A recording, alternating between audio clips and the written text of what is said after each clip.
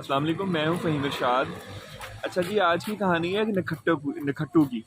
एक आदमी होता है, वो बिल्कुल भी कोई काम काज नहीं करता। तो उसकी बीवी उसको एक दिन लान तान करके घर से भेजती है कि जाओ कोई काम करो और हलाल के पैसे कमाओ। उस बेचारे को कोई काम शाम तो आता नहीं है, होता नखट्टू है एक नंबर का। तो वो क्या करता है, घर से एक मुर्गी उठाता है और सोचता है कि इसको बेचता हूँ और कोई इससे काम करूँगा। वो मुर्गी लेकर बाज़ार जाता है तो वहाँ मुर्गी जो है ना उसके हाथ से निकल के दौड़ लगा देती है और किसी के घर में चली जाती है। मुर्गी का पीछा करता-करता उस घर में जाता है, तो घर के अंदर घुस जाता है। वहाँ पे वो अपनी मुर्गी को पकड़ता है और उठा के भी सीधा होता है, तो एक बहुत ही खूबसूरत औरत से उसका सामना होता है। अभी उस बेचारे की आँखें ही चार हुई होती हैं कि दरवाज़े पे दस्तक होती है, तो वो जो औरत है खूबसूरत औरत होती है, वो एकदम घबरा के कहती है कि लगता है मेरा खामद आ गया है।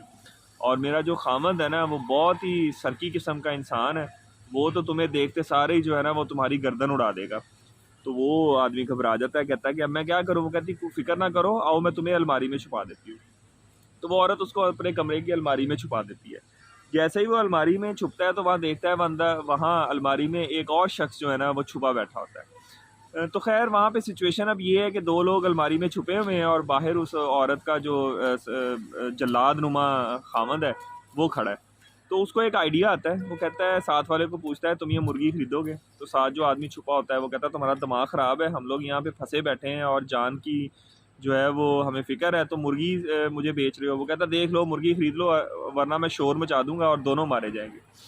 वो आदमी खैर सोचता है कुछ, वो कहता है अच्छा कितने की? वो कहता है 100 रुपए की है। वो कहता है तुम्हारा दिमाग ख़राब है, इतनी महंगी मुर्गी? वो कहता है देख लो, खरीदनी है तो खरीदो, वरना मैं शोर मचा दूंगा। तो वो खैर उसको 100 रुपया देता है और मुर्गी खरीद लेता है। अच्छा अभी कुछ टाइम ही गुजरा होता है, 1 मिनट भी नहीं गुजरा होता, तो वो उसको कहता है तुम ये मुर्गी वापस मुझे बेचोगे?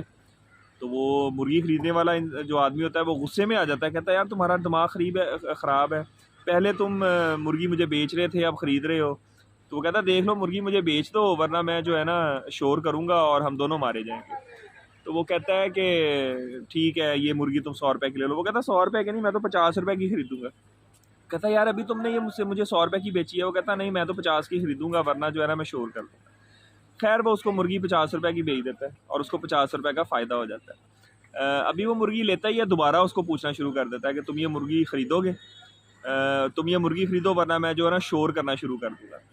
वो बेचारा फिर दोबारा से वो मुर्गी खरीद लेता है, इसी तरह वो फिर दोबारा वापस ले लेता है। तो इसी तरह ही उनकी जो सेल परचेज है ना, वो थोड़ी देर चलती है और कुछ ही मिनटों में वो कोई 500 रुपया कमा लेता है। खैर वहाँ से वो अल्लाह अल्लाह करके वहाँ उनकी जान बख्शी होती है और वो अपने अपने घर चले जाते हैं। जैसे ही घर जाता है तो वो आदमी जो है ना अपनी बीवी को सारा माजरा बताता है कि किस तरह उसने जो है ना आज 500 रुपया इस तरह कमा लिया है। तो उसकी मुर्गी बेचारा, उसकी जो बीवी होती है वो बेचारी एक अच्छी शरीफ औरत होती है, वो कहती है नहीं, ये हराम की कमाई है, तो ये तो हम कमाई नहीं ले सकते। वो आदमी कहता है कि नहीं, हराम की कमाई क्या है, मैंने बिल्कुल इस पे मेहनत की है और मैंने कमाई की है। वो कहती नहीं। तो वो शहर चले जाते हैं और वो कहते हैं जी हम काजी साहब से अदालत में जो है ना इसका फ़ैसला करवा लेते हैं कि ये ठीक है, ये गलत। वो जैसे ही काजी की अदालत में जाते हैं ना, तो काजी साहब उसको देख के दौड़ लगा देते हैं और कहते हैं ओए तुम यहाँ पर भी अब मुझे मुर्गी बेचोगे? मैंने कोई मुर्गी नहीं खरीदनी। तो खैर बात करने का मकसद ये है कि हमारी अदालतें भी सुना है कि कोई 135वें 140वें नंबर पे हैं। बस उसकी वजह शायद यही तो नहीं है कि हमारे काजी भी तवाइफ़ों के कोठों पे अलमारियों में छुप के मुर्गियों की खरीदो फरोख्त कर रहे हो। अल्लाह ताला हम सबका हामी और नासर हो। अपना बहुत ख्याल रखिएगा। अल्लाह हाफ़िज़।